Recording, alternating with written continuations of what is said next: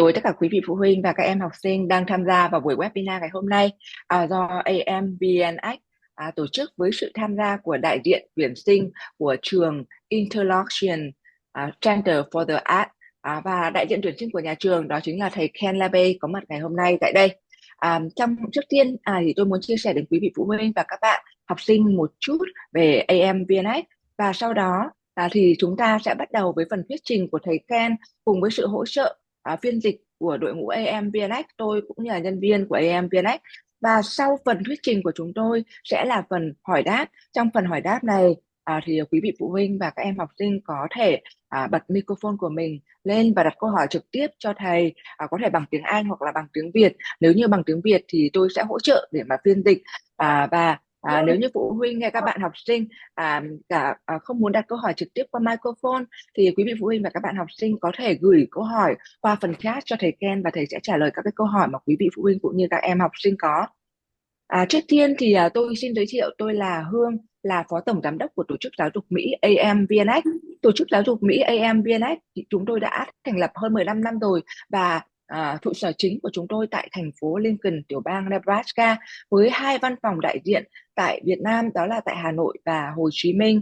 Trong hơn 15 năm qua, AMVNX đã hỗ trợ hàng nghìn các em học sinh Việt Nam nhập học thành công tại các trường nội trú cũng như là đại học danh tiếng hàng đầu thế giới. Và tại thời điểm này, AMVNX có hàng trăm các bạn học sinh đang theo học tại các cái trường nội trú trên khắp nước Mỹ. Các bạn học sinh của AMVNX có thể học tại các cái trường hàng đầu của nước Mỹ, các trường đại học, các trường nội trú hỗ trợ tài chính cho các em, các trường nội trú chuyên về một cái lĩnh vực nào đó mà các em rất là đam mê và mong muốn theo đuổi ở bậc đại học.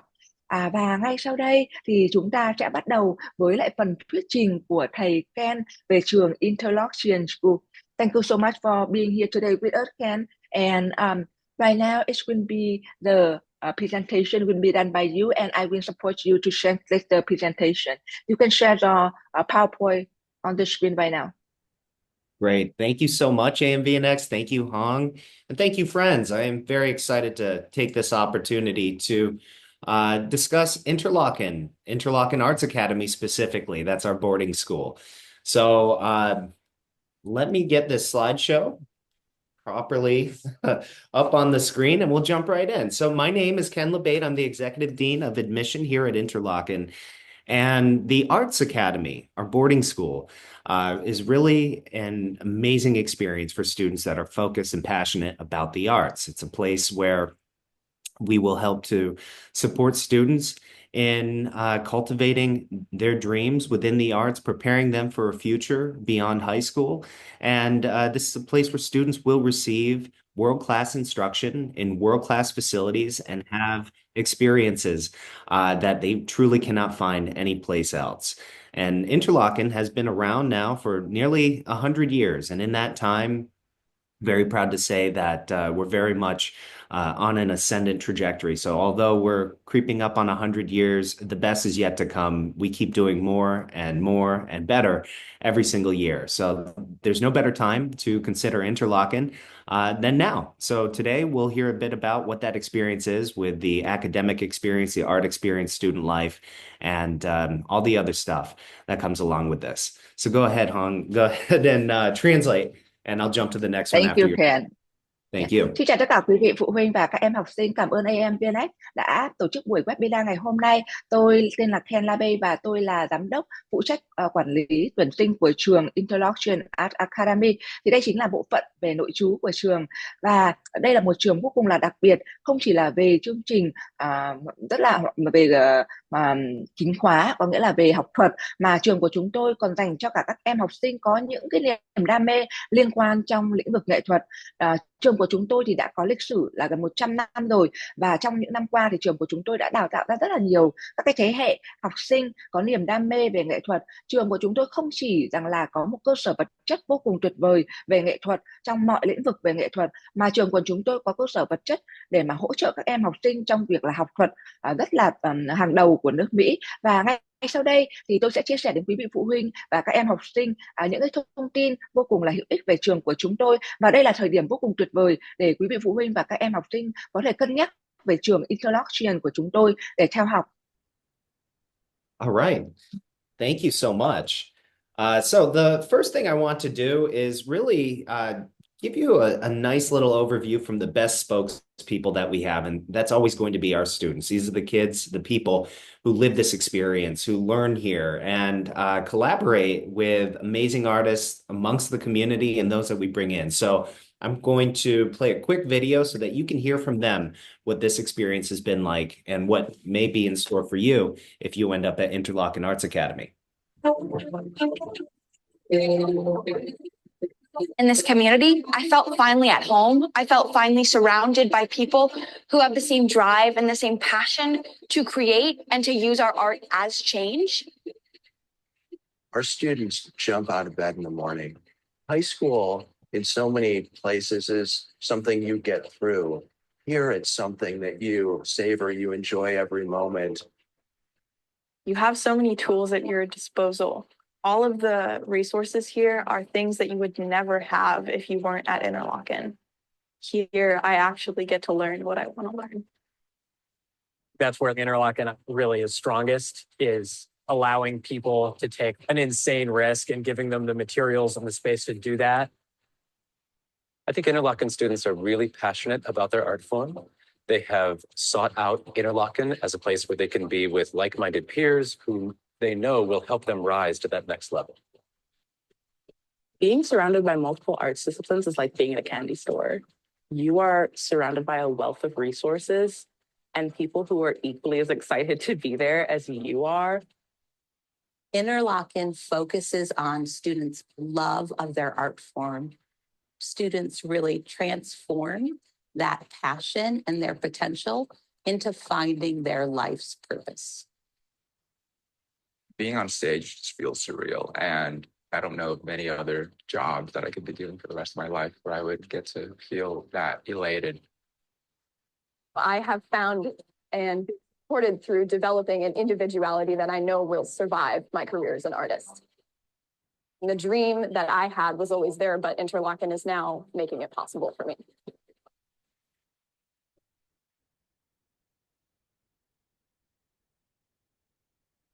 Sorry. So hopefully you saw some pretty cool stuff there. Did you want to translate any of that, Hong? Or you're on mute?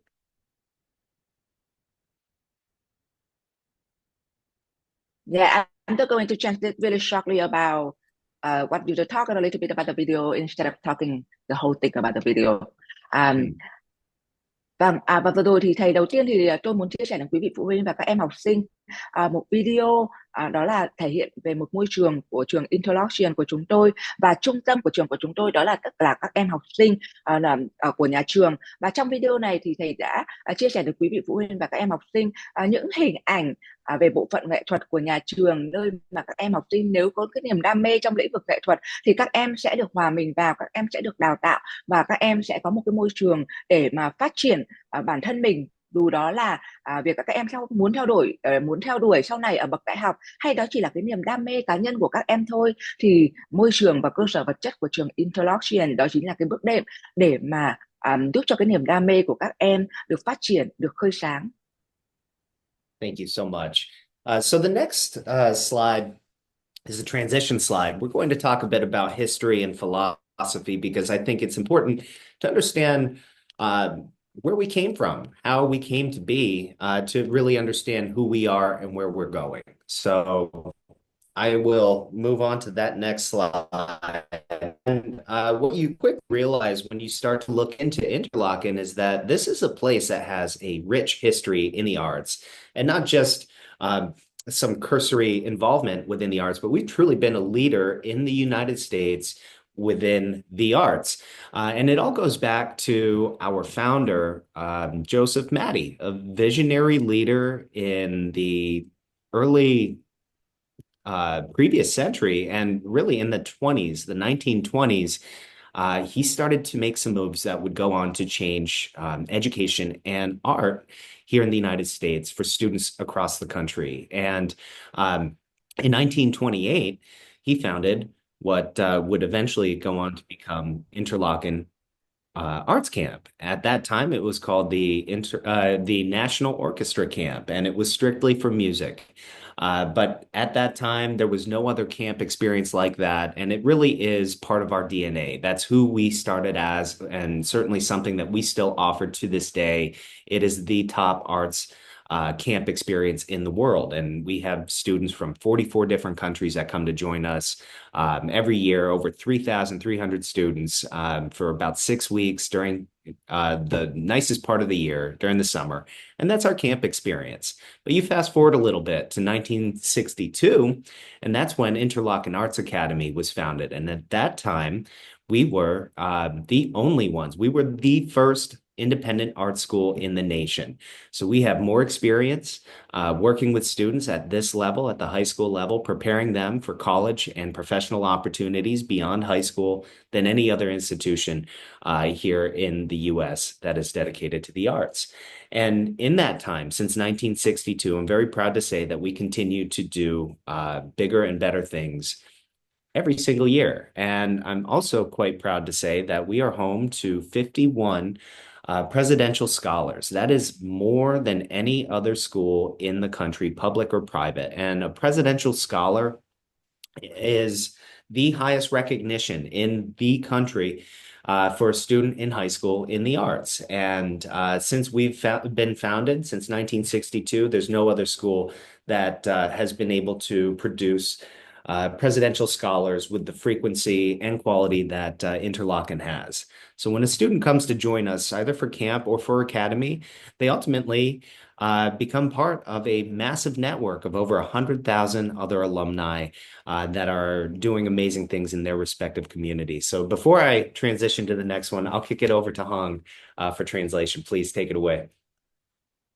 Trước tiên thì tôi muốn chia sẻ đến quý vị phụ huynh và các bạn học sinh đó là về lịch sử của lịch sử và cũng như là phương hướng phát triển của trường Interlochen của chúng tôi. Trường Interlochen của chúng tôi là một trường mà được hình thành trong hơn gần 100 năm rồi, và trường của chúng tôi tại thời điểm hiện tại là trường đi đầu trong vấn đề đào tạo về nghệ thuật dành cho các bạn học sinh mà theo học từ cấp 3, và đó là nơi cái môi trường của Mỹ, và đây là một môi trường mà nơi mà có thể giúp cho các em có bất cứ là niềm đam mê nào liên quan đến nghệ thuật song hành cùng với lại các cái chương trình đào tạo liên quan đến học thuật của nhà trường.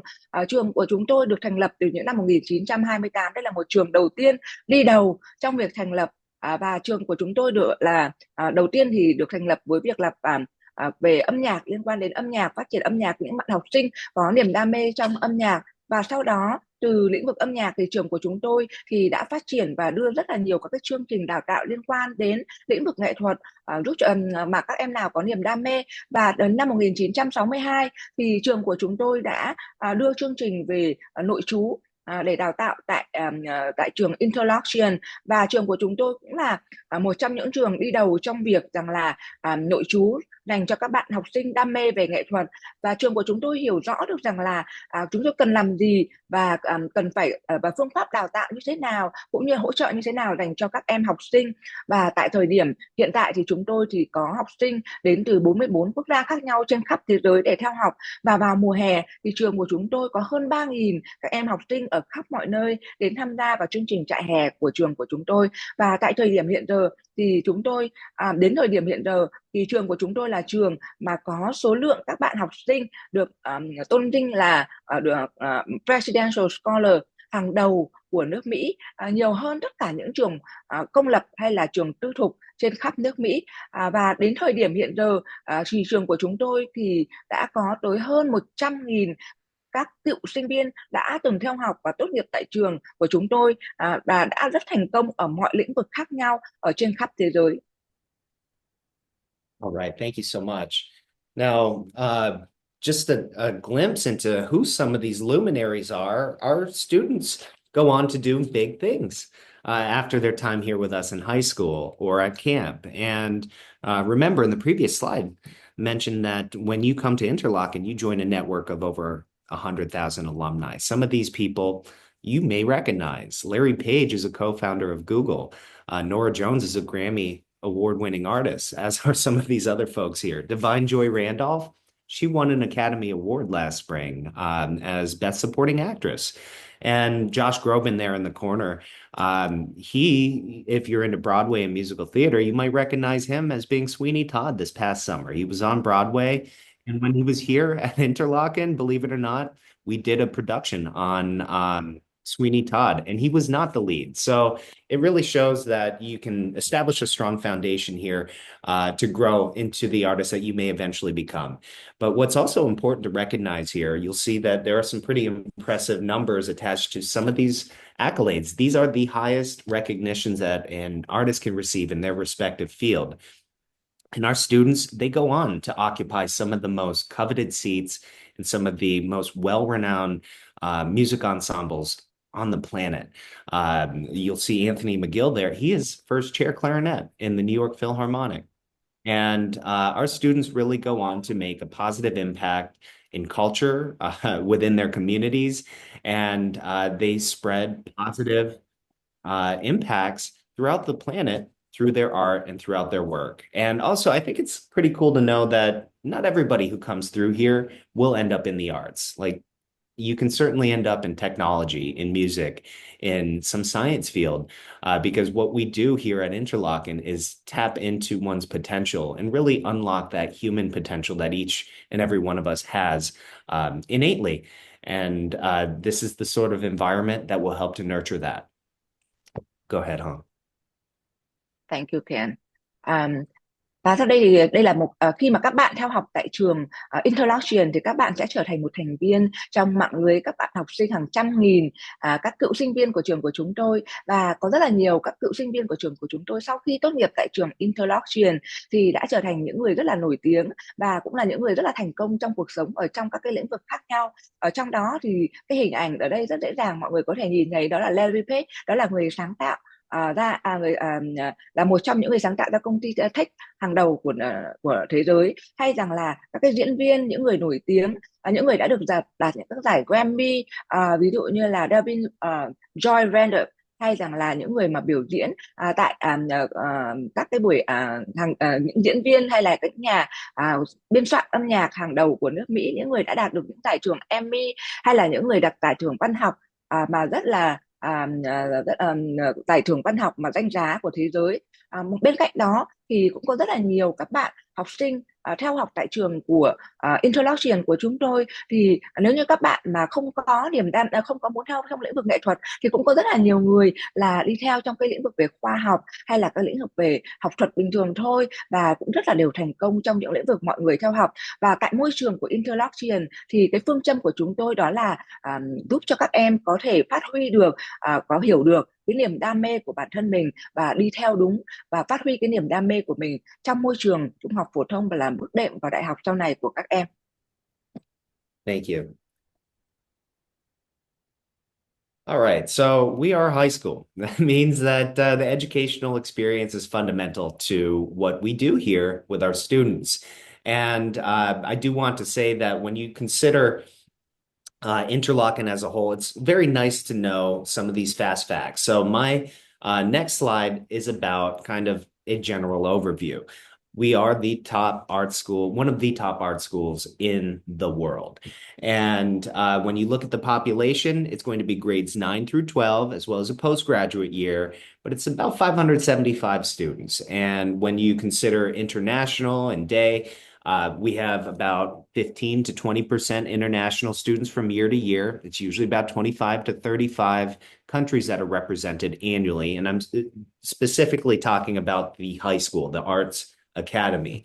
The population of day students is rather minimal. And I think when you look at a boarding school, it's important to know that we are truly a boarding school. 9 out of 10 Interlochen Arts Academy students are boarders. That means that when the weekend rolls around, it's not a ghost town here. Most of the people that are here on campus throughout the week are going to be here on campus on the weekend. So it really creates a sense of continuity and community, knowing that we are almost entirely boarding.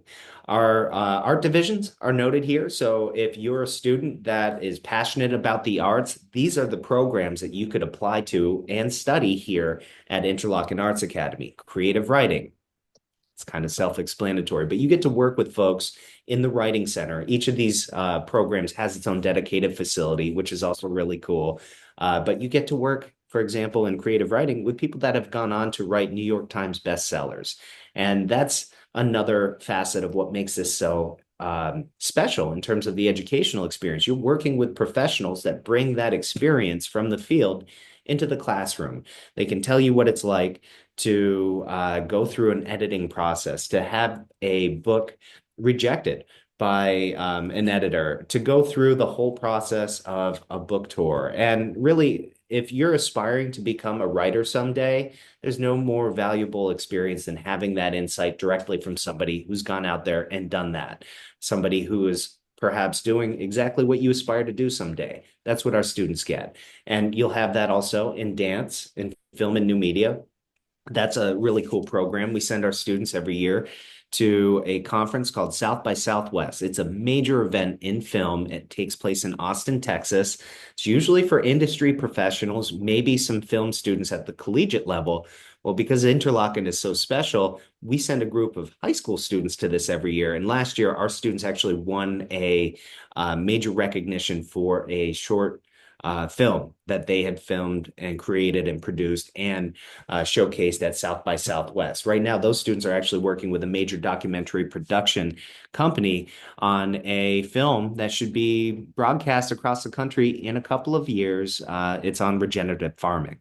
The other programs that we have, interdisciplinary arts, I think the best way to explain that is it's home to students that have multiple artistic proficiencies. So with the student that is an artist, often you find they're capable in more than one area. So if there's a student out there who's like, gosh, I'm really into visual arts, but I also want to continue playing the piano, interdisciplinary arts might be the right fit for that student because they can continue to pursue training in both areas. Music, about 50% of our student body population is here for music. And our students in music are studying classical. They might be a part of the orchestra.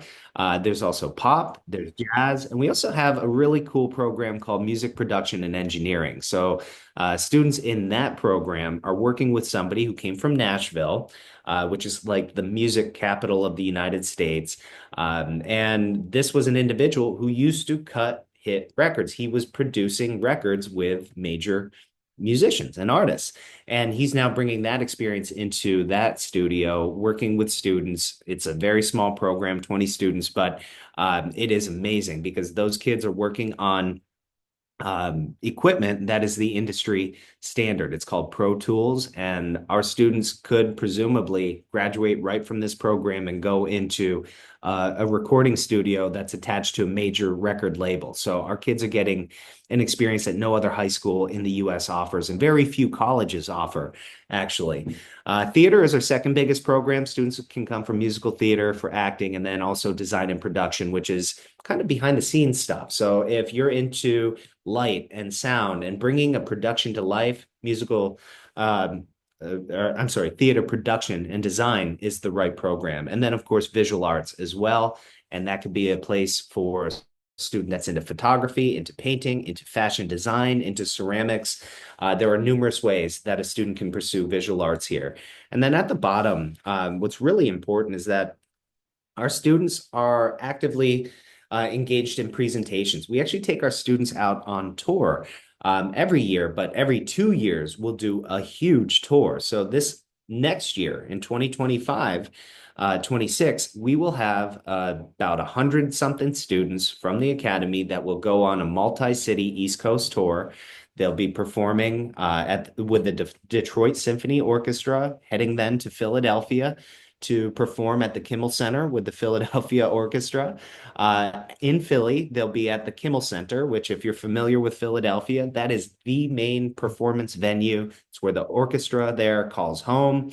It's also where our students will be working side by side with Yo-Yo Ma, a world-class cellist, to perform the world premiere of a concerto, a cello concerto that we've commissioned through Wynton Marsalis, another legend in music. So that's a really cool experience, the sort of thing that you only get at Interlochen. And then those students will be wrapping up in Washington, D.C., performing side by side with the National Symphony Orchestra at the Kennedy Center.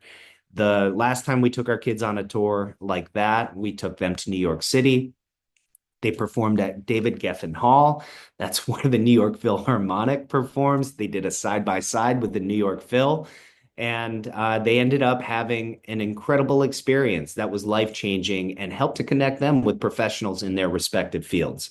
And then the last thing I want to mention, the master classes and the guest artists. So with what you have here, it's already transformational. The faculty know what they're doing. They've done it outside of Interlochen in their own professional lives, but we're also bringing people from various professional organizations, other institutions, conservatories to teach our students in addition to supplement what our faculty do. So you get some world-class instruction, not just here all the time, but also from outside, which is incredibly helpful to our students who are passionate about the arts.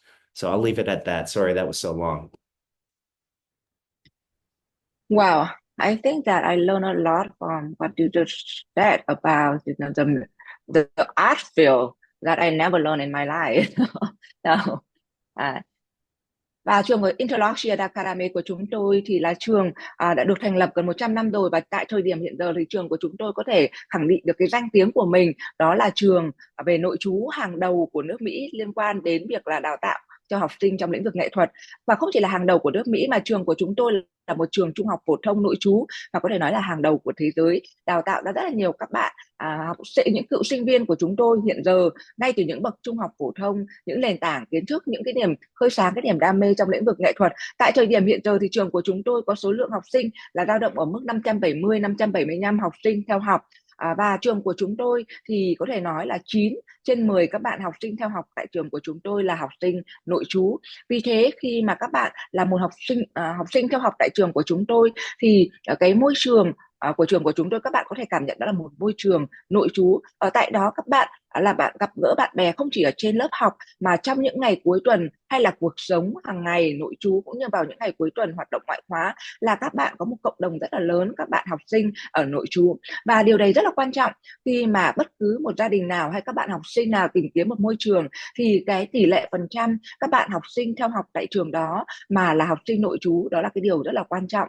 Và trường của chúng tôi là dành cho các bạn học sinh từ lớp 9 cho đến lớp 12, và cả là đằng sau khi mà các bạn kết thúc lớp 12 và các bạn vẫn muốn tiếp tục để theo học, để khơi sáng cái niềm đam mê của mình ở trong lĩnh vực nghệ thuật, thì chúng tôi có chương trình gọi là sau lớp 12 và 7 cái lĩnh vực mà rất là trường của chúng tôi tập trung vào và cung cấp những cơ sở vật chất và chương trình đào tạo hàng đầu dành cho các bạn học sinh. Đó là trong lĩnh vực viết sáng tạo. Các bạn học sinh của trường của chúng tôi theo học vào chương trình viết sáng tạo thì các bạn với cái mục tiêu sau này có thể là trở thành nhà văn, hoặc là các bạn có thể thành những nhà báo. Các bạn học sinh theo học trong chương trình này với niềm đam mê này được hướng dẫn không chỉ là bởi các thầy cô giáo, những người đã có kinh nghiệm rất là lâu năm trong cái lĩnh vực về viết sáng tạo, mà các bạn còn có cái cơ hội để mà đón nhận được những kinh nghiệm, có được những cái trải nghiệm để làm việc với những nhà báo, những người mà làm việc với lại thậm chí là New York Times, được tham gia vào suốt cả một cái quá trình duyệt các cái tác phẩm văn học hay là các cái bài báo viết, từ những cái bước đầu tiên cho đến khi mà các cái bài báo đó hay là những cái tác phẩm đó là sẽ bị từ chối hay là sẽ được công nhận để mà xuất bản bởi tạp chí New York Times của Mỹ. Đó là những kinh nghiệm mà vô cùng tuyệt vời mà gần như là các bạn học sinh rất là khó, các bạn học sinh nào theo học tại bất cứ một trường nào tại Mỹ có được những kinh nghiệm này. Một lĩnh vực nữa tại trường của chúng tôi đó là lĩnh vực về nhảy đen, và các bạn học sinh thì có rất là nhiều các cái được hướng dẫn bởi rất nhiều những người biểu diễn nghệ thuật hay là những cái nghệ sĩ hàng đầu của nước Mỹ, hàng đầu của thế giới giảng dạy, hướng dẫn các con và đồng thời biểu diễn tại rất là nhiều các cái trung tâm biểu diễn văn hóa nghệ thuật trên khắp nước Mỹ. Lĩnh vực thứ ba mà của trường của chúng tôi mà các con có thể là tham gia và học và theo đuổi cái niềm đam mê của mình, đó là lĩnh vực về media hay là làm phim, truyền hình hay là quay phóng sự. Và điều một vô cùng đặc biệt là tại trường Interlochen thì các bạn học sinh của trường của chúng tôi có thể nói là học sinh duy nhất tại trường trung học phổ thông có thể tham gia vào những cái sự kiện rất là có tính chuyên nghiệp rất là cao tại Mỹ hay là hàng đầu tại Mỹ, như những buổi công chiếu hay làm phim trong một trong những chương trình đó chính là by South tại Texas hay là Austin của Texas, thì các bạn học sinh của trường Interlochen là học sinh của bậc trung học phổ thông duy nhất được tham gia vào buổi công chiếu này. Và tại buổi công chiếu này thì các bạn học sinh của trường Interlochen còn được công nhận và được đánh giá cao bởi một cái tác phẩm quay phim ngắn, ngắn của các bạn, phim tài liệu ngắn của các bạn.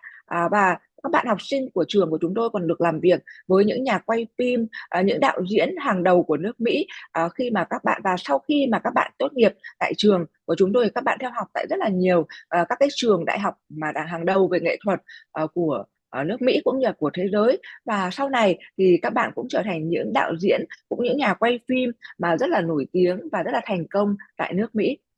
Và một lĩnh vực nữa đó là nếu như mà các bạn học sinh nào mà có hơn hai cái niềm đam mê về nghệ thuật, có thể rằng là bạn vừa chơi được cả dụng cụ âm nhạc như là piano, và đồng thời là bạn cũng đam mê về nhảy, hay là bạn đam mê về vẽ, thì trong cái lĩnh vực này, đó là cái lĩnh vực mà các bạn có thể là tham gia được cả vào hai chương trình và phát huy được cái niềm đam mê của mình trong cả hai cái lĩnh vực này. Một cái lĩnh vực mà rất là phổ biến tại trường Interlochen đó chính là lĩnh vực về âm nhạc. Và trong cái lĩnh vực về âm nhạc này thì có hơn 50% các bạn theo học tại trường Interlochen là các bạn học sinh tham gia hay là có niềm đam mê trong lĩnh vực âm nhạc. Các bạn có lẽ là các quý vị phụ huynh và các em học sinh có thể nghe đến rất là nhiều các cái đơn vị hay là các cái công ty sản xuất về âm nhạc hay là thu hình băng hình tại nước Mỹ và rất là nổi tiếng, đó là tại Nashville của Tennessee. Các bạn học sinh của trường Interlochen thì được tham gia vào các cái hay là được tham gia và thậm chí là thực tập và học hỏi kinh nghiệm cùng với những nhà sản xuất âm nhạc, những người rất là nổi tiếng trong lĩnh vực này tại các cái studio hay là các cái phòng thu của họ. Và sau đó thì các em còn khi mà tốt nghiệp rồi của tại trường thì các em còn được làm việc hay là trở thành những là người là quản lý cũng như là những nhà sản xuất âm nhạc cũng hàng đầu của nước Mỹ. Một lĩnh vực nữa đó là nếu các em thực sự đam mê, đó là lĩnh vực về biểu diễn, về nghệ thuật này, về nghệ thuật đó là theater. Các bạn học sinh của trường Interlochen có cơ hội được biểu diễn tại những cái rạp hay là các cái trung tâm biểu diễn nghệ thuật hàng đầu, có thể là tại New York hay là tại Philadelphia trong những cái buổi công chiếu về nghệ thuật hàng đầu tại đó. Và một lĩnh vực nữa đó là lĩnh vực về vẽ hay là liên quan đến gọi là visual art, có thể là về vẽ, có thể là về làm gốm hay là có về là điêu khắc tạo hình. Và một điều rất là đặc biệt đó là trường Interlochen hàng năm thì có hàng trăm các cái buổi biểu diễn khác nhau, và các bạn học sinh của trường thì sẽ được biểu diễn hay là công chiếu hay là trình diễn tại rất là nhiều các cái đơn vị hay là các cái tổ chức hay là các cái buổi trình diễn hay là các buổi triển lãm nghệ thuật lớn hàng đầu của nước Mỹ.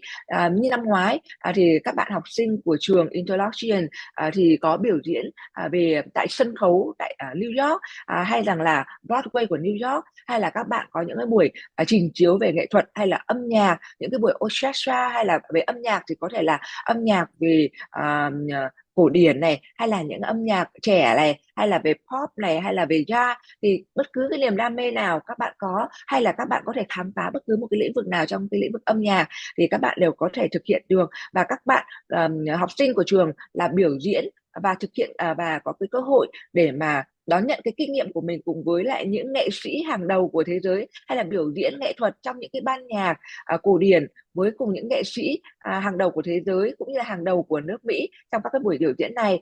Và một điều nữa đó là các cái lớp học của chúng tôi có rất là nhiều các cái lớp học được gọi là những lớp học master class, và những lớp học này không chỉ là được giảng dạy bởi các cái giáo viên kinh nghiệm hàng đầu của trường Interlochen của chúng tôi, mà còn được giảng dạy bởi những người mà đứng đầu trong các cái lĩnh vực liên quan đến nghệ thuật, có thể là về sáng tạo, viết sáng tạo, hay là về nhảy, hay là về làm phim, hay là về lĩnh vực về có thể là âm nhạc, có thể là về hát, có thể là sản xuất âm nhạc, hay là lĩnh vực về biểu diễn về nghệ thuật trên sân khấu, hay là lĩnh vực về vẽ, hay là tạo hình, hay là thiết kế thời trang.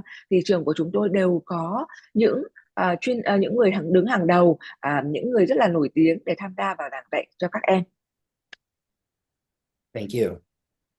So I'm going to try and make sure that I stick to the time frame that we have here. I'm sorry I'm so long-winded, but this next slide really gives you some insight into how philosophically we are working to prepare our students. And it's this Interlochen 5, where we have these particular pillars in place: community and citizen artistry, mindfulness, wellness, resilience, so on and so forth, that is meant to develop a foundation for every one of our students from which they can continue to benefit and learn and grow from in their journey beyond Interlochen. We believe that every student, every member of this community is a lifelong learner, and it is our responsibility to help prepare each of our students to be impactful, positive, in terms of their impact, but within their own respective communities. And we know that art is a way to do that. It's a way to tell a particular story.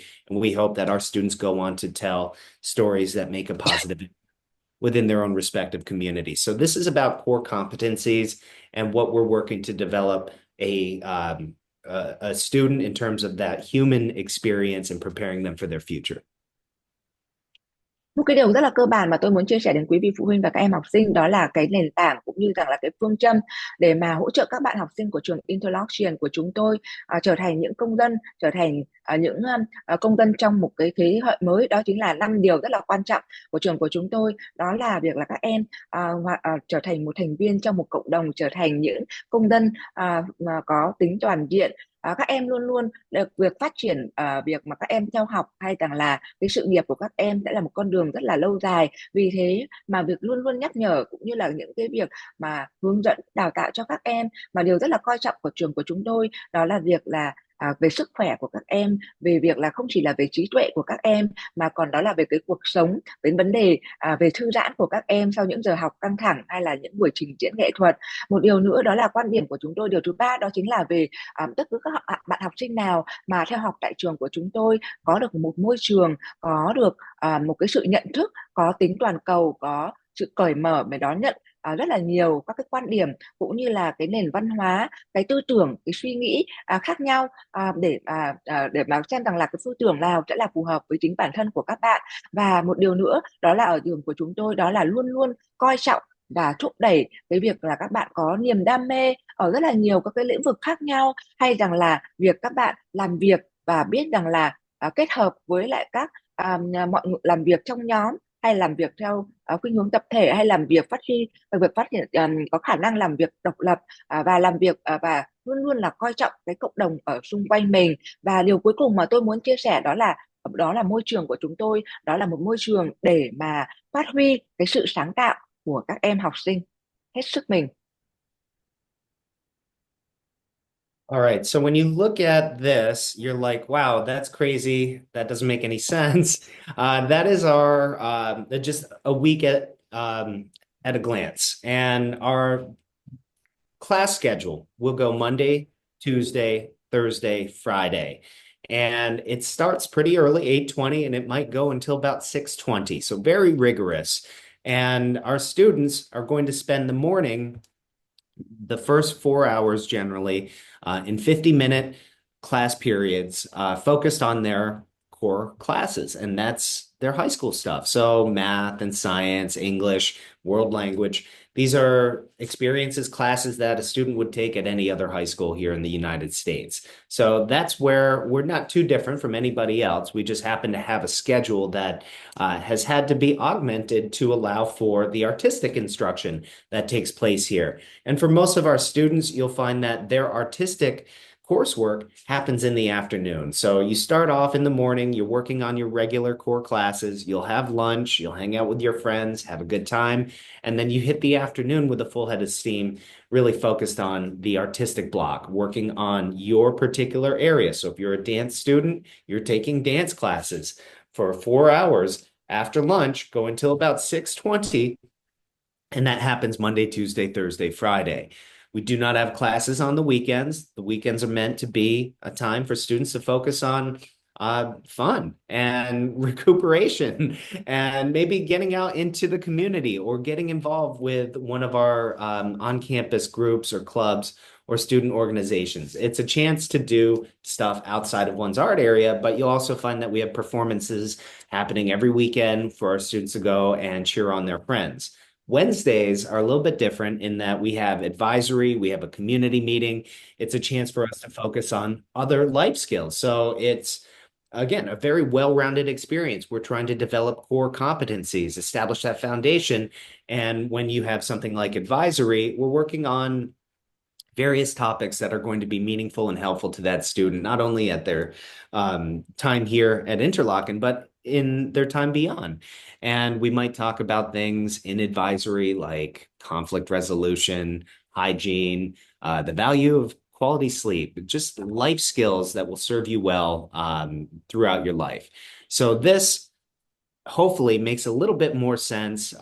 It's really tailored to the student and to their artistic program.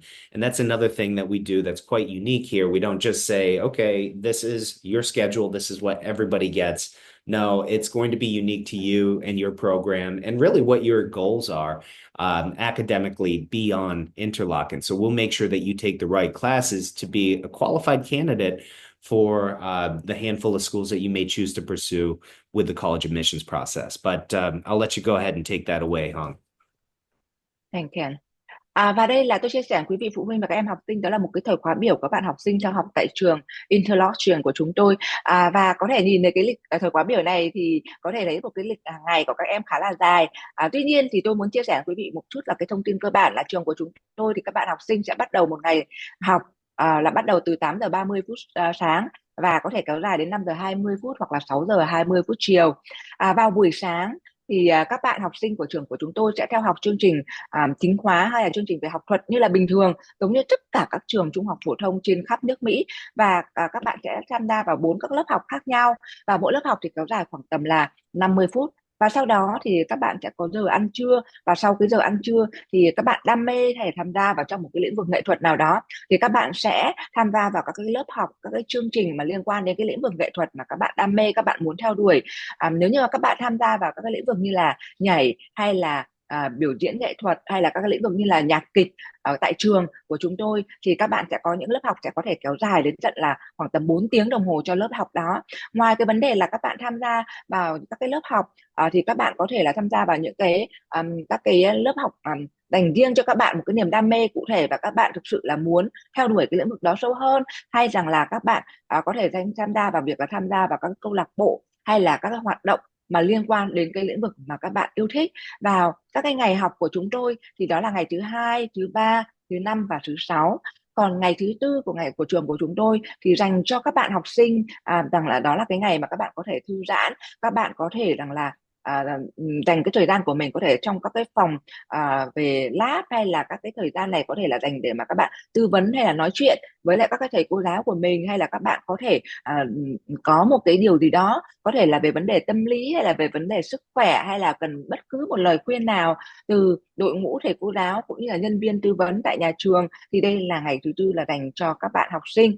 Và đồng thời thì rằng là với cái lịch thời khóa biểu như thế này tại trường của chúng tôi thì không nghĩa rằng là bạn học sinh nào cũng sẽ có cái lịch là kéo dài đến như thế, mà đó là các những tư vấn của các bạn tại trường của chúng tôi thì sẽ làm việc với các bạn để hiểu rõ được rằng là nguyện vọng của các bạn như thế nào ở bậc đại học, những môi trường mà là niềm đam mê của các bạn hay các lĩnh vực mà các bạn muốn theo đuổi, và bạn muốn dành khoảng thời gian như thế nào để dành cho những cái lĩnh vực đam mê đó, thì cái thời khóa biểu cũng như cái khóa học của các bạn sẽ được thiết kế phù hợp với từng bạn học sinh. Thank you. So while we're talking about academics, I know I mentioned that this is a college preparatory experience. We want to appropriately challenge every student during their time here.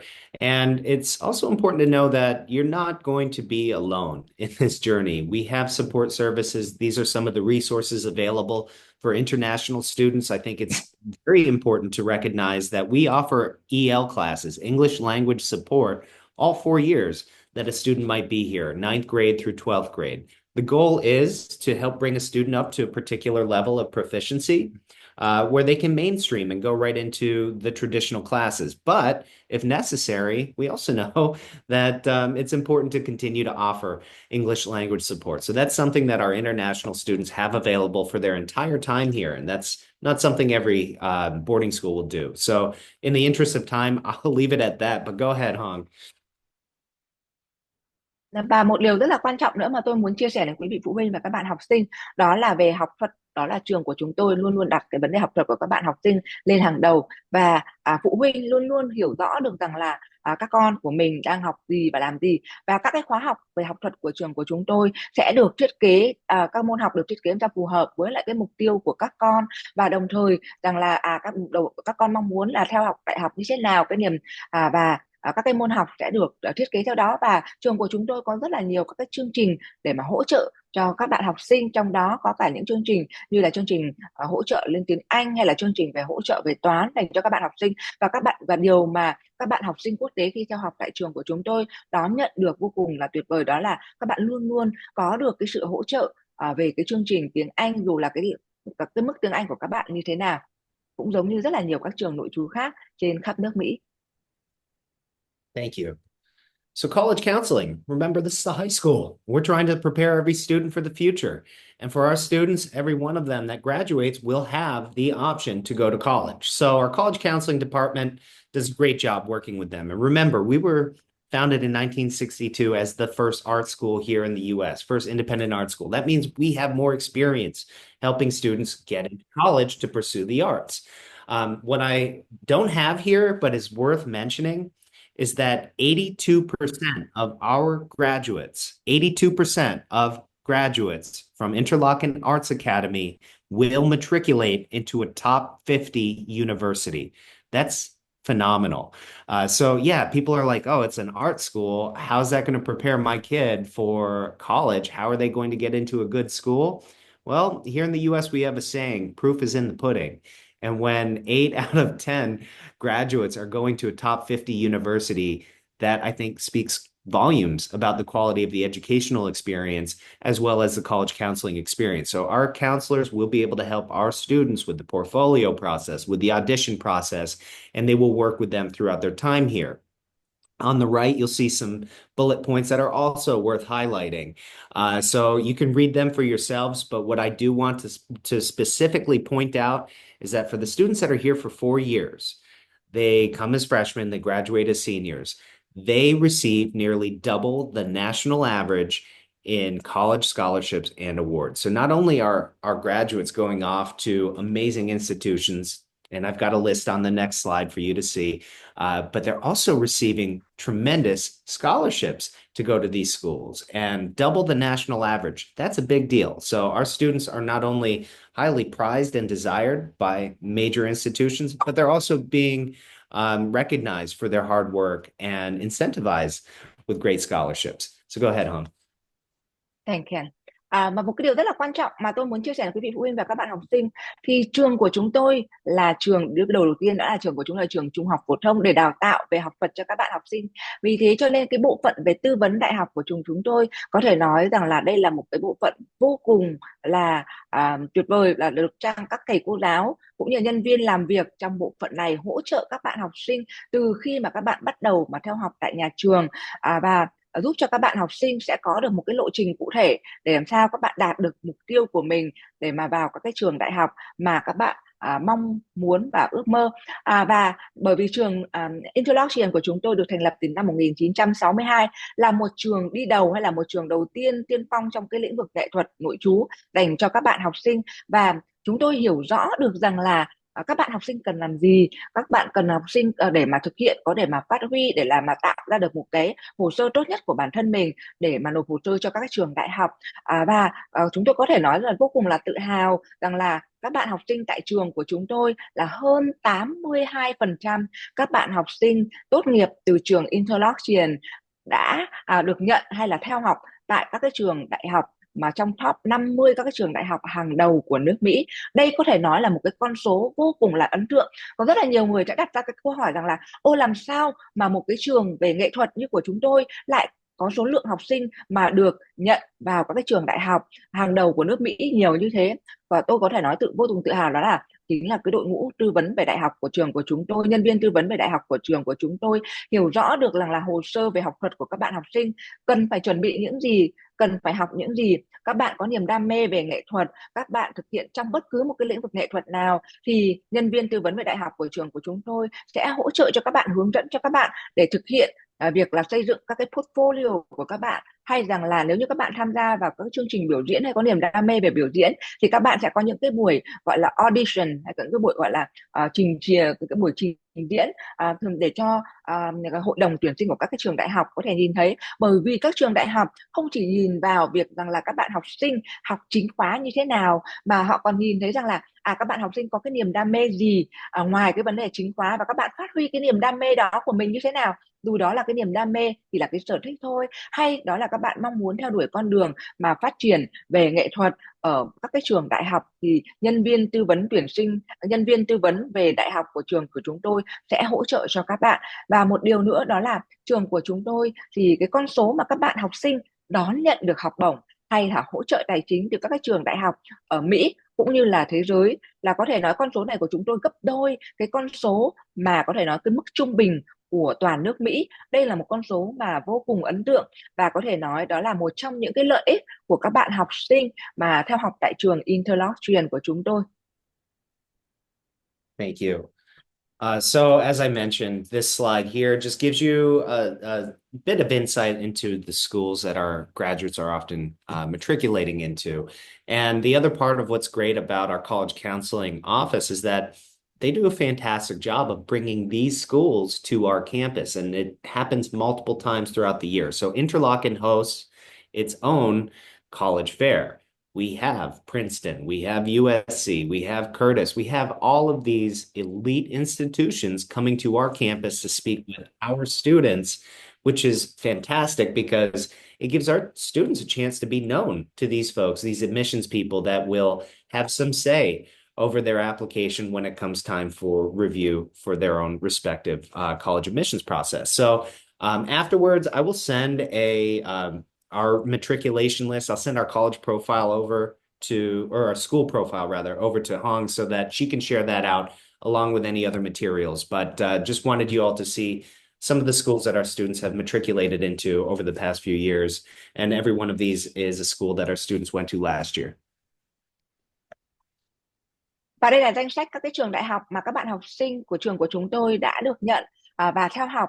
Và đây là những trường đại học có thể nói là hàng đầu của nước Mỹ. Và trong danh sách này thì quý vị phụ huynh và các bạn học sinh có thể nhìn thấy rất là nhiều những trường đại học danh tiếng như Princeton hay là Harvard, Yale, Columbia hay là NYU, USC hay là trường đại học như là Stanford, hay các trường đại học hàng đầu về nghệ thuật giống như là Rhode Island hay Boston Conservatory và hay là Berklee College of Music. Đó là tùy thuộc vào việc rằng là lựa chọn của các bạn học sinh như thế nào, và chính cái kết quả này có thể rằng là thể hiện được điều rất là tuyệt vời, đó là về đội ngũ tư vấn về đại học của trường của chúng tôi. Và hàng năm thì đội ngũ tư vấn của trường đại học của chúng tôi sẽ tổ chức cái buổi gọi là một buổi triển lãm về các cái trường đại học ngay tại chính khuôn viên của trường Interlochen. Và trong cái buổi triển lãm này thì có rất là nhiều các trường đại học hàng đầu của nước Mỹ tham gia, như là Princeton hay là các trường như USC hay là các trường như là Yale, Columbia có mặt tại đây. Và đây là cái cơ hội vô cùng là tuyệt vời, là các bạn học sinh theo học tại trường của chúng tôi sẽ được gặp gỡ và nói chuyện trực tiếp với lại nhân viên tuyển sinh của các cái trường đại học này. Và đây là những người sẽ có cái tiếng nói khi mà cái hồ sơ xin nhập học của các bạn tại các trường đại học này được xem xét, và đó có thể giúp cho các bạn được nhận vào các cái trường đại học mà các bạn thực sự là đam mê và yêu thích. Và sau đây thì tôi sẽ gửi cái danh sách các cái trường đại học mà học sinh khi tốt nghiệp của trường của chúng tôi sẽ theo học tới cho Miss Hương, và sau đó thì Hương sẽ chia sẻ đến cho quý vị phụ huynh và các bạn học sinh thông qua AMVNX sau. All right, so the next section is about student life and residential living. I'm going to go through these rather quickly, Hong, if that's all right with you. So I'm going to go through the next few slides very quickly, and then perhaps you could just do a translation on that, if that works for you. So yes, it's a boarding school. We have kids that live here and learn here, and they stay with us for 9 months out of the year. You could see shots of them doing their Interlochen thing throughout the year. And yes, we do get snow up here. So I know you probably don't see much snow in Ho Chi Minh City, but if you end up here, you're going to want to have a coat and some gloves. Just know that it's beautiful. We have multiple seasons throughout the year. Now, in the dorms, we have 7 residence halls. We have students that will be grouped by gender and by grade. We have people, adults in those dormitories, just like any other boarding school. like a dorm parent that your student could go to if they need something that requires an adult. And there are also certain things in place to ensure that students aren't just hanging out all night, having fun, not focused on their academics or their art. We have sign-in hours, we have lights off. We'll even shut the internet off at 12 so that a student can get to sleep and have that rest that they need so that they can be the best that they can be the following day. So this is also information that you can find on our website, but we have 7 dormitories and they are co-ed, but split so that if you look at a dorm, one floor might be male, one floor might be female, or one wing might be male, one might be female. We will never house a student that is female with a male student. And we're also trying to make sure that students are within a grade of each other. So it might be 9th grade with 9th grade. But as you get a little bit older, you might be an 11th grader with a 12th grader. And if you have a friend and you're like, I want to be housed with that person, we'll do our best to match that.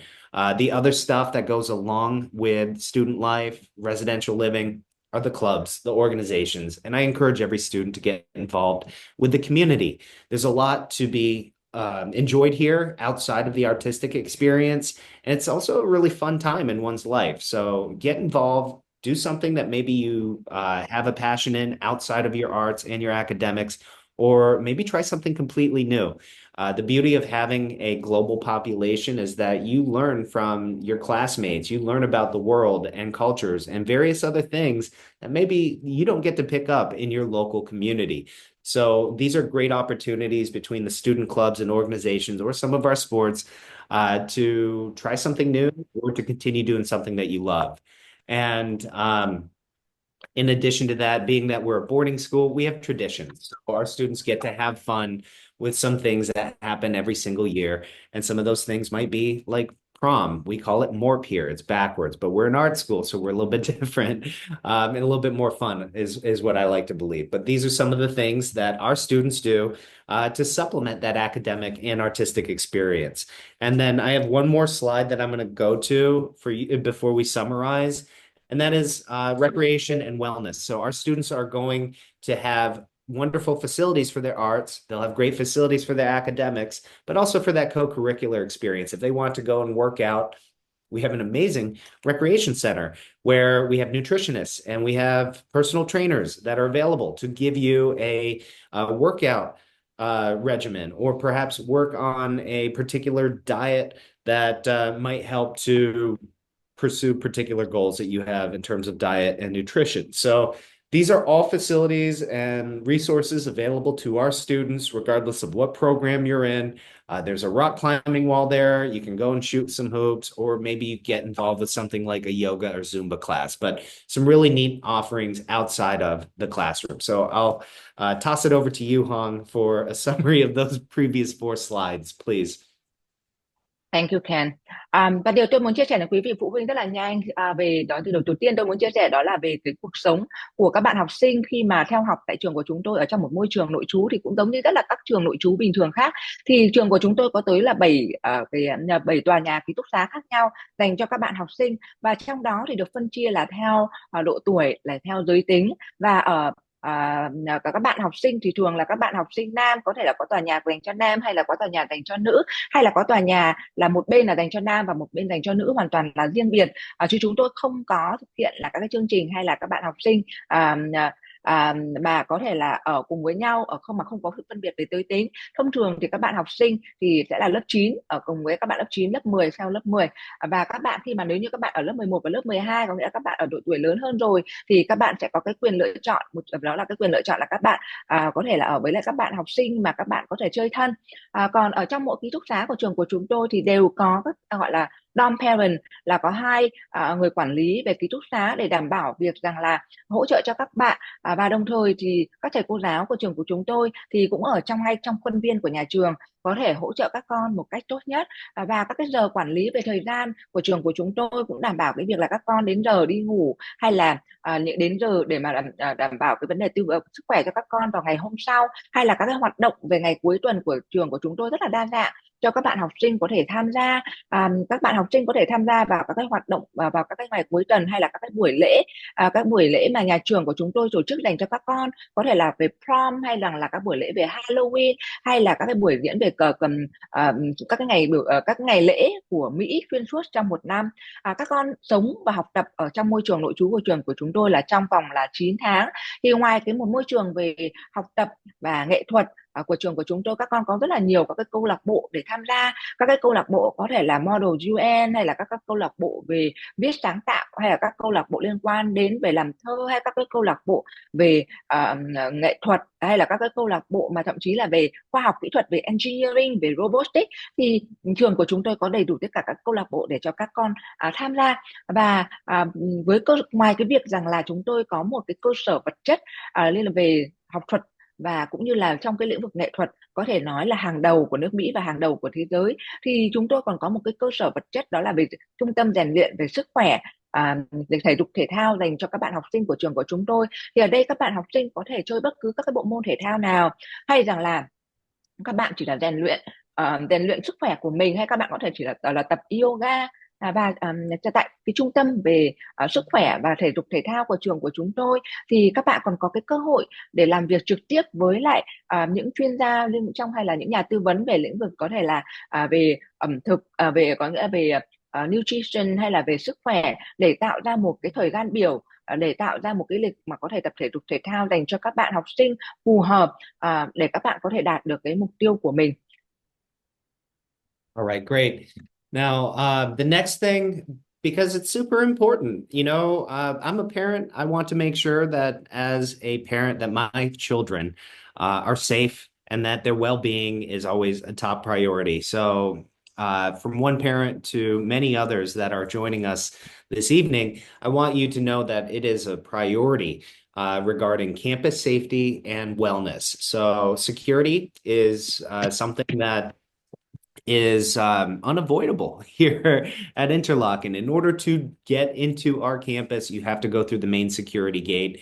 We have a team that is here 24/7, and they do a fantastic job of welcoming guests, but then also ensuring that our students are safe in their day-to-day activities, and certainly making sure that it is the sort of environment where they don't have to worry about their well-being.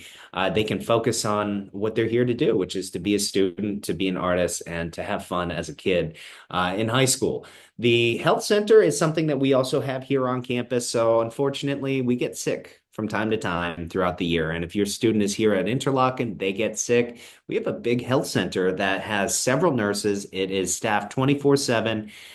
If a student needs to be quarantined because they have the flu and we don't want that going back to the dormitory, we have beds there, and our nurses are amazing. They will work with families to make sure that everybody is aware of what's happening, the well-being of your child, trying to nurse them back to health. All of that is in place, and just something that I think is important for a parent to consider if they are on the cusp of sending their student to the other side of the planet. So just wanted to highlight that very quickly before we hit the home stretch and wrap up this presentation.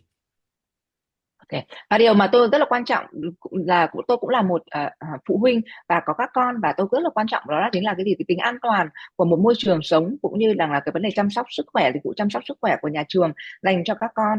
Thì có thể nói là cái việc tính an toàn của môi trường nội trú của trường của chúng tôi có thể nói vô cùng là đảm bảo. Tại trường của chúng tôi với một cái diện tích rất là lớn, tới tận là nhà trường có tận là hơn 1.200 mẫu Anh, và với hơn 400 các cái tòa nhà khác nhau, có thể nói là đây là một cái môi trường vô cùng là đồ sộ. Và tất cả các cái khóa vào trong các tòa nhà của chúng tôi đều là tự động được khóa hết khi mà các bạn đóng và mở cửa. Và nếu như mà người lạ thì không có thể mà có thể vào được các cái tòa nhà của trường của chúng tôi. Và cái việc rằng là các cái tòa nhà, các cái cổng của trường của chúng tôi này là được quản lý và cũng như là được theo dõi là 24/7, là 24 giờ trong 7 ngày. Vì thế và hệ thống về đảm bảo về an ninh, hay rằng là nhân viên về an ninh của nhà trường, cũng như là đội ngũ an ninh của thành phố hay là công an, luôn luôn là có cái sự đảm bảo tối ưu hóa nhất dành cho môi trường sống và học tập của trường Interlochen của chúng tôi. Và điều đấy là cái điều mà chúng tôi nó coi trọng hàng đầu. Thì bên cạnh cái tính an toàn dành cho các bạn học sinh, thì đó là việc chăm sóc cái vấn đề sức khỏe. Thì trong trường của chúng tôi thì chúng tôi có trung tâm chăm sóc sức khỏe dành cho các bạn học sinh trong suốt 7 ngày trong tuần, và bất cứ tại thời điểm nào nếu như mà các bạn không may mắn mà bị ốm thì đều được chăm sóc bởi đội ngũ y tá của trường của chúng tôi. Và nếu như mà các bạn học sinh mà cần phải thậm chí là đi thăm khám ở các cái bệnh viện ở phía bên ngoài, thì đội ngũ y tá cũng như là nhân viên chăm sóc sức khỏe của trường của chúng tôi cũng sẽ sắp xếp và hỗ trợ các bạn học sinh một cách tốt nhất. Thank you. All right, so the student perspective, and this is to kind of bring things home. So you've heard a bit about academics, you've heard a bit about student life, you've heard from me about what that artistic experience is like. So I'm going to showcase Sabine, who's a creative writer, graduated a couple of years ago. And she did have a small part in that original video that I showed before, but her thoughtful explanation of what this experience has been like is absolutely worth hearing in its entirety. So I'm going to turn it over to Sabine so you can hear from her about what it's like to be a student at Interlochen.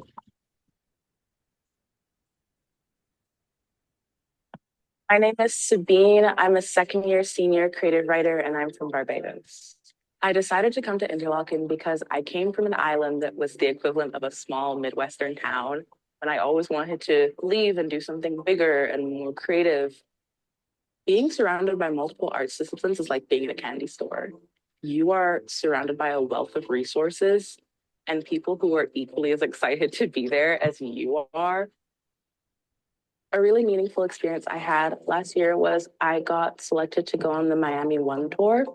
It was a really incredible performance, and I got to write the entire script. And I got to put on this big, huge dress and be on stage and work with dancers and work with composers and work with Sydney James Harcourt, who is famous, who gave me notes and said that I was doing a good job. And it's like my incentive to do more, to do better, because I can achieve anything here, I feel like.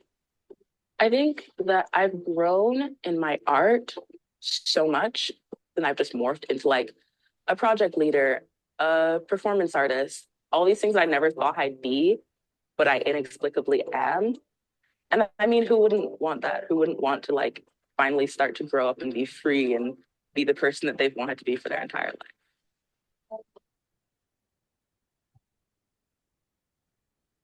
Thank you, Sabine. So yes, it's a powerful experience. Sorry, I just struggle with that so much.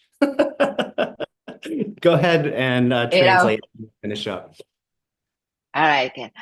Và tôi đã chia sẻ với quý vị phụ huynh và các em học sinh về rất là nhiều các khía cạnh khác nhau về trường của chúng tôi, về học thuật, về môi trường sống, cũng như là về chương trình đào tạo về nghệ thuật, cũng như các hoạt động mà các bạn học sinh có thể tham gia. Thì trong video tới thì tôi chia sẻ với quý vị học sinh đó là về cái suy nghĩ và cảm nhận của một học sinh đã tốt nghiệp ở tại trường Interlochen của chúng tôi 2-3 năm rồi, và bạn đã theo học chương trình về viết sáng tạo tại trường Interlochen. Và qua video đó thì quý vị phụ huynh và các bạn học sinh có thể nghe được một số chia sẻ của bạn, đó là bạn đã theo học tại trường Interlochen, và đây là một cái môi trường rất là sáng tạo, giúp cho bạn phát huy được cái niềm đam mê và giúp cho bạn tạo ra một cái bước đệm rất là tốt cho bạn. Và trong cái quá trình khi mà bạn theo học tại nhà trường thì ngoài việc là được hướng dẫn bởi các thầy cô giáo tại nhà trường, một môi trường đào tạo vô cùng tuyệt vời, bạn còn có cơ hội để đến Miami cùng với rất là nhiều các bạn học sinh khác của nhà trường để tham gia vào buổi trình diễn nghệ thuật lớn,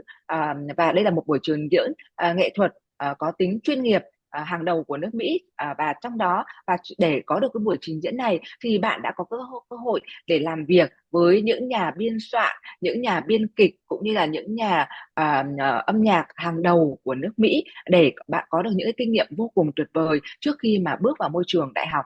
Bạn. Thank you.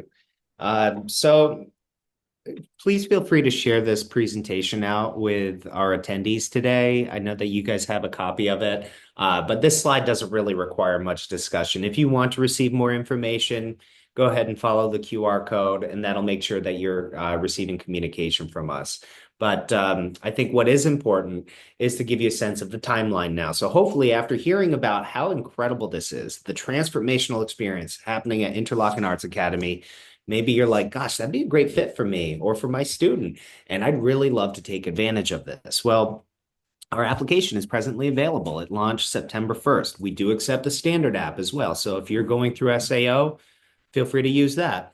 But apply now. We are always going to require a student to use a portfolio as part of this experience, and it does take some time. Some of our programs are incredibly competitive. So if you want this and you know that this is the best place for you, I highly encourage you to apply for November 15th. And that's a non-binding deadline. It says early decision, but you can apply November 15th, receive a decision mid-December, and then have until January 15th to make a decision. So there's no obligation to attend if you are accepted. But because of how competitive some of our programs are, you're going to find that we'll be closing programs in January. And if you're into musical theater and you apply late, I'm sorry, if we're full, you'll have to wait until the next year. So that's the competitive landscape as it pertains to admissions.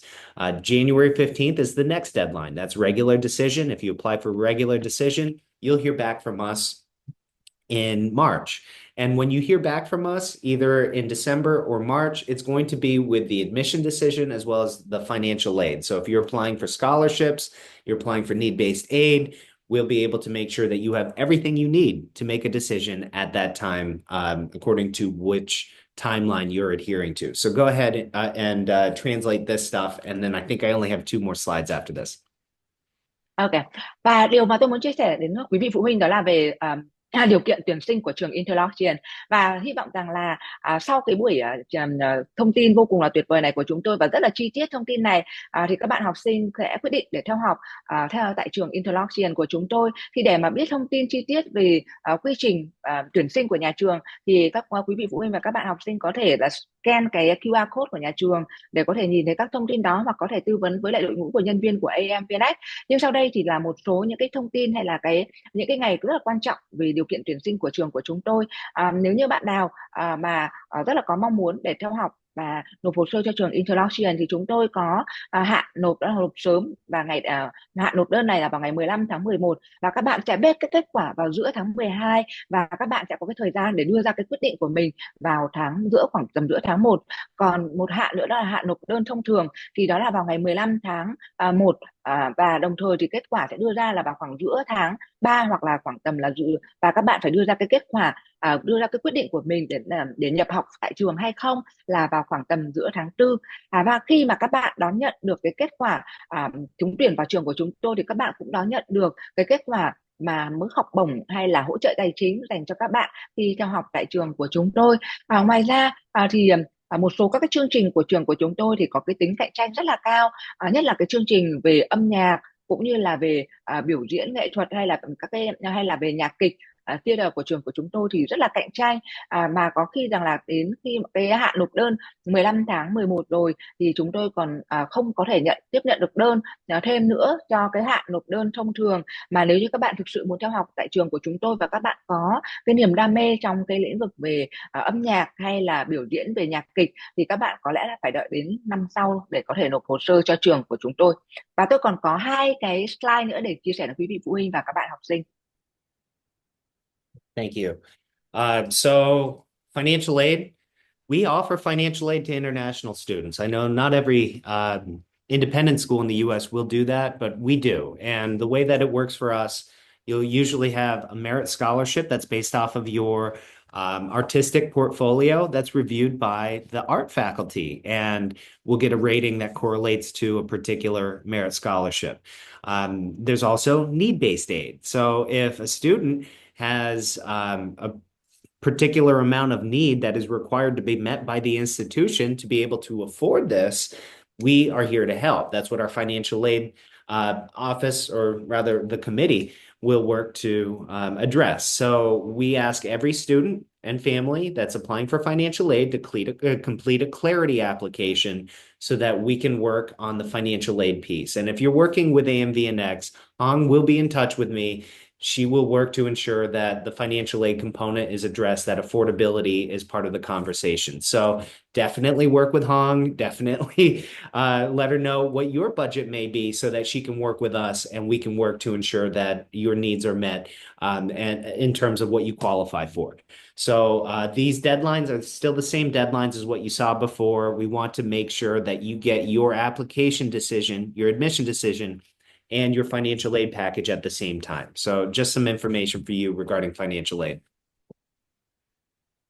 Về chương trình hỗ trợ tài chính của trường của chúng tôi thì chúng tôi có cả học bổng và chương trình hỗ trợ tài chính. Thì khi mà các bạn nộp hồ sơ để mà các bạn có thể xét duyệt cái học bổng của trường của chúng tôi sẽ được xét duyệt dựa trên cái portfolio của các bạn, và do chính những giảng viên mà tham gia vào việc giảng dạy các cái bộ môn nghệ thuật mà các bạn thực sự mong muốn để theo đuổi niềm đam mê của mình sẽ xem xét cái portfolio của bạn và đưa ra cái kết quả về học bổng của các bạn. Thì ngoài cái việc là học bổng của các bạn ra thì trường của chúng tôi còn có chương trình là hỗ trợ tài chính.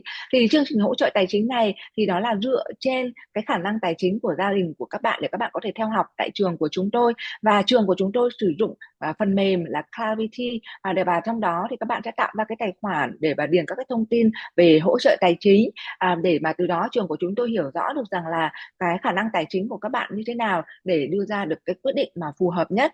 Và tôi cũng khuyến khích các bạn nên làm việc cùng với lại với Thương, hay có thể là nói rằng là nếu quý vị phụ huynh làm việc cùng với lại AMVNX thì đội ngũ nhân viên tư vấn của AMVNX sẽ làm việc và hỗ trợ các bạn học sinh một cách tốt nhất trong cái việc là chuẩn bị cái hồ sơ về xin hỗ trợ tài chính, và AMVNX sẽ giao tiếp, sẽ trao đổi trực tiếp với lại thầy Ken cũng như là nhà trường để làm sao mà học sinh của AMVNX sẽ có được cái kết quả về hỗ trợ tài chính tốt nhất, và cái kết quả về hỗ trợ tài chính này cũng như học bổng này của các bạn thì sẽ được gửi đến cho quý vị phụ huynh và các bạn học sinh cùng thời điểm với lại cái kết quả tuyển sinh của các bạn. Và cái deadline để mà xin hỗ trợ tài chính của nhà trường cũng giống như là cái thời hạn nộp đơn của các bạn để xin nhập học tại nhà trường, đó là nộp sớm thì là vào ngày 15 tháng 11, rồi là nộp thông thường đó là 15 tháng 1, và ngay sau đó thì sau hạn đó thì nếu như nhà trường mà còn chỗ trống dành cho các bạn học sinh theo học thì nhà trường sẽ tiếp nhận các bạn học sinh. All right, thank you. And really the final slide, this information's on the website. For an international student, what's important to note here is that we do have a Duolingo or IELTS or TOEFL requirement. So let us know how we can help, or talk to the fine, amazing people at AMVNX and they can help you as well. But this information is all on our website. It's a holistic review process. We're going to look at everything that's submitted to us. There's the artistic piece, there's the academic piece, but then we're also trying to make sure that we're a good fit for you. So I will now transition to my last slide, which is a sincere thank you. You guys have been amazing. Thank you for tolerating the long presentation. Thank you so much to Hong for translation and to AMVNX for bringing this all together. I am happy to answer any questions that you folks might have. Và trong cái slide cuối cùng của tôi đó là những thông tin về việc là chuẩn bị một bộ hồ sơ để nộp hồ sơ cho trường của chúng tôi, thì cũng giống như là các hồ sơ thông thường thì các bạn sẽ cần phải có bảng điểm, sẽ cần phải có thư giới thiệu, sẽ cần có phần viết của ba mẹ cũng như là phần bài viết của học sinh, rồi là các bạn học sinh trong các lĩnh vực nghệ thuật thì sẽ cần phải có cái portfolio của các bạn, và tôi có thể nói rằng là đội ngũ AMVNX vô cùng là tuyệt vời, và Biết Hương cũng vô cùng là tuyệt vời để các bạn học sinh cũng như gia đình có thể làm việc cùng với AMVNX để đón nhận cái sự hỗ trợ trong suốt cái quá trình làm hồ sơ cũng như là nhận cái hỗ trợ tài chính. Và đó là cái slide cuối cùng tôi muốn chia sẻ đến quý vị phụ huynh và các bạn học sinh, và cảm ơn quý vị phụ huynh và các bạn học sinh rất là nhiều đã lắng nghe cái phần thuyết trình rất là dài của tôi về trường Interlochen. Và sau đây thì tôi rất là vui để đón nhận bất cứ những câu hỏi nào hay thắc mắc nào mà quý vị phụ huynh và các bạn học sinh có dành cho trường Interlochen của chúng tôi. All right. So I'm ready for your questions. Yeah. Và sau đây thì tôi quý vị phụ huynh và các bạn học sinh nào có bất cứ câu hỏi nào dành cho thầy Ken về nhà trường, về chính sách tuyển sinh, về học bổng thì quý vị phụ huynh và các bạn học sinh có thể gửi câu hỏi dành cho thầy qua phần chat, hoặc là quý vị phụ huynh và các bạn học sinh có thể rằng là bật microphone của mình ra và đặt câu hỏi trực tiếp cho thầy Ken. Đây là một cơ hội vô cùng tuyệt vời dành cho các bạn học sinh cũng như là dành cho các quý vị phụ huynh quan tâm đến trường Interlochen. Vâng, okay. I have a direct message from students that are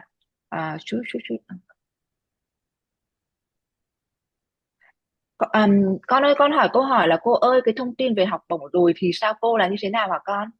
Cô không hiểu câu hỏi này, con có thể bật microphone của mình không? Cô ý là kiểu còn thông tin về học bổng thì sao cô, giống như là học bổng 100% thì là sẽ phải có cái gì để được học bổng 100% đó cô. Em cảm ơn cô. Ok. Nhà trường sẽ không có cái mức rằng là bao nhiêu cái phần trăm con sẽ được học bổng nhá, mà nhà trường chỉ sẽ nói rằng là dựa trên cái portfolio của con thì nhà trường sẽ xem xét và đánh giá, bởi vì là một cái portfolio của học sinh thì khó có thể nói rằng là cái portfolio này phải đạt tiêu chuẩn như thế này thì con sẽ được 50% hay 70% hay 100% nha con.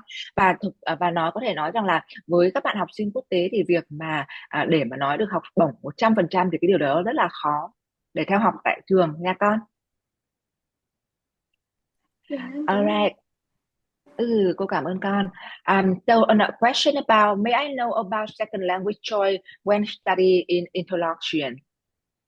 Sure. So our world languages on campus are Spanish or French, but we also have a variety of online offerings available. So if a student is interested in something that is not Spanish or French and would like to pursue that, knowing that it is available online, we're happy to accommodate that. So we do have students that are studying numerous other world languages. So the answer to that is kind of depends on what your interest is, but if you want to make sure that it's in person, it would have to be Spanish or French.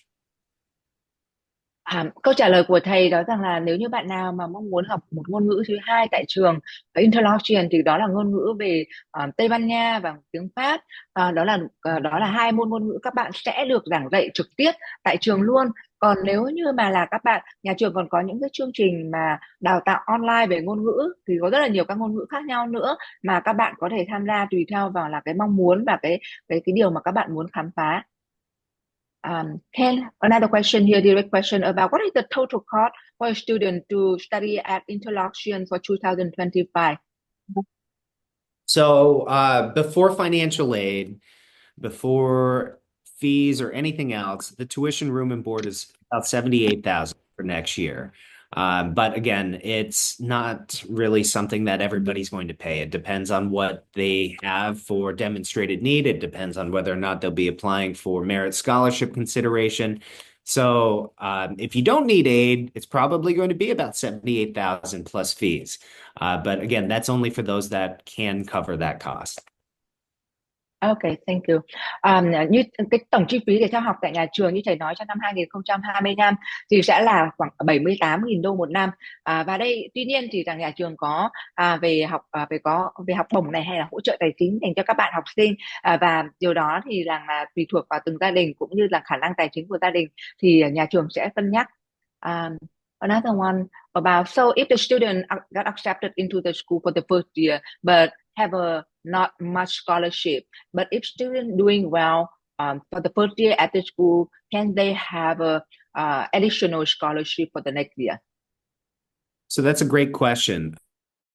A merit scholarship is going to be awarded as a student enters. So it's for new students, and that will remain with them throughout their time here. You cannot reapply for a merit scholarship because, well, if we're doing our job, then you're definitely going to be better after a year. But if you do require additional financial aid, it is important to know that you can always apply for more financial aid in the next year. So if circumstances change, if a parent loses a job, if there are other factors, sometimes you have to take care of a grandparent, but maybe you don't have the same amount of resources that are in place when you first started, and you know you need more financial support. So if you need more need-based aid, we make it very clear that you can apply for more need-based aid every year upon re-enrollment. So hopefully that goes to answer that question, but the merit scholarship does not change once you're here. Như câu trả lời của thầy đó rằng là nếu cái việc mà xét duyệt học bổng của nhà trường thì là dành cho ngay từ khi mà các con mới vào thì cái kết quả học bổng đó thì sẽ dành cho tất cả các năm mà các con sẽ theo học, bởi vì rằng là tất nhiên là sau một năm các con theo học tại nhà trường và có thể kết quả sẽ tốt hơn, hay rằng là cả cái portfolio về nghệ thuật của con tất nhiên là sẽ phải tốt hơn rồi.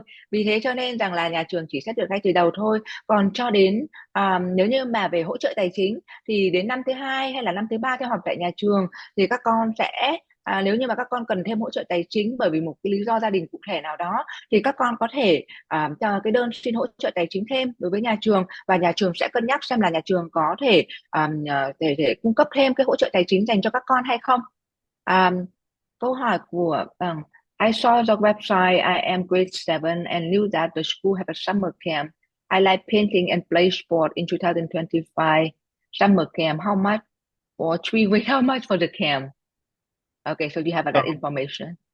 I just threw that link in there, and the sessions, you can do 2 weeks, you can do as many as 6 weeks, and each session length has a different price point. And there's also financial aid for camp as well. But if you go to that link, you'll see all of the pricing as well as the information necessary for the financial aid for camp.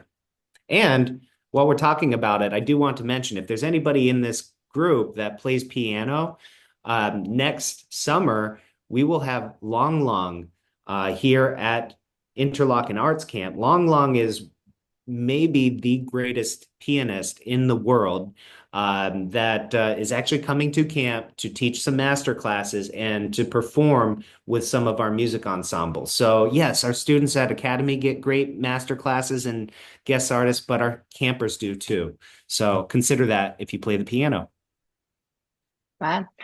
Và câu trả hỏi của bạn về chương trình trại hè đó, như thầy nói là ngay trên website mà thầy vừa chia sẻ qua phần chat đó, các bạn có thể click vào cái đường link đó thì các bạn sẽ nhìn thấy rằng là cái thông tin về chương trình hè của nhà trường có thể từ 2 tuần có thể là cho đến là 6 tuần, và cái chi phí của chương trình sẽ thay đổi tùy theo là cái thời gian mà các bạn tham gia vào chương trình trại hè. Và một cái điều rất là tuyệt vời thầy chia sẻ đến quý vị phụ huynh và các bạn học sinh, đó là nếu như bạn nào mà mong muốn để theo học theo chương trình trại hè của nhà trường trong năm 2025 này, thì nhà trường có một nghệ sĩ về piano rất là nổi tiếng của thế giới sẽ đến tham gia và giảng dạy trực tiếp cái bộ môn piano tại trường Interlochen trong cái mùa hè, và đồng thời cũng là một trong những giảng viên tham gia và giảng dạy các bạn học sinh piano tại trường Interlochen trong cái kỳ năm 2025 này. Và câu hỏi Phúc Tuệ, con ơi, con cái kết quả học tập thì ở mức khá thì có được học bổng không cô? Thì như nhà trường vừa nói đó con, thì cái mức học bổng, cô không biết là cái mức khá của con là như thế nào, thì bên cô sẽ phải nhìn cái bảng điểm của con, và học bổng của con thì không chỉ là dựa vào trên cái bảng điểm và kết quả học tập, hồ sơ của con, mà còn dựa vào cả portfolio của con nữa. Tuy nhiên ngoài học bổng ra thì nhà trường còn có cái hỗ trợ tài chính dành cho các con khi cho học tại nhà trường nhá, ngoài cái mức học bổng ra. Another question about how is the SAT or ACT service supporting service at Interlochen for the student to prepare for college application? Okay, so I'm pleased to say that we actually host the SAT here on our campus. So our students do not have to go off campus for that. The ACT is off campus. So if a student does want to pursue that exam, we will work with them to make sure that they are able to have the transportation into town to do the ACT testing. But we have support here to help prepare, but then also the, I guess, relief of knowing that you don't have to go far away, wake up super early just to go take the test. Well, you probably still have to wake up early because it's a long test, but you get to do that from the comfort of campus. So the SAT, very much something that we know you need to do if you're applying to most schools. And we work with our students to ensure that they're properly prepared and have that support along the way, right up until the test. Như câu trả lời của thầy về việc là nhà trường có hỗ trợ học sinh SAT hay ACT trong trường hay không, thì câu trả lời của thầy Ken đó là trường Interlochen thì tổ chức luôn cái buổi thi SAT ở ngay trong khuôn viên của nhà trường dành cho các bạn học sinh, mà các bạn sẽ không phải đi đến bất cứ một trường nào để làm bài thi SAT cả. Còn nếu bạn thi ACT thì bạn sẽ tham gia ở cái trung tâm thi ACT ở các trường ở ngoài phạm vi của trường Interlochen. Thì chương trình giảng dạy của trường Interlochen sẽ làm sao đảm bảo và hỗ trợ cho các bạn học sinh có một cái sự chuẩn bị tốt cho cái bài thi SAT của các bạn. Then we have another question over here that regarding about, so if what is the percentage of the student at Interlochen graduate and going to art school, and if the student do not have do not want to pursue their college in the art field, can they Interlochen is a good place for them? Yeah, so the majority of our students do go on to study art, but may not be just singularly focused on the arts. If you're going to a conservatory, yes, that means you have a singular focus on the arts. But you saw schools like Princeton and Harvard and Yale and a variety of other universities that are considered top 50. A lot of our kids that go into the university pathway will consider a double major or perhaps something else. So we do prepare our students very well to go in a number of different directions. It does not have to be art unless that is truly what your focus is. So I can think of just a couple of the kids that went off to Harvard in recent years. They are almost all of them double majoring. So yes, they might have a music major, but then they're also doing political science or they're doing business. I know a student that's at Stanford right now that graduated 2 years ago.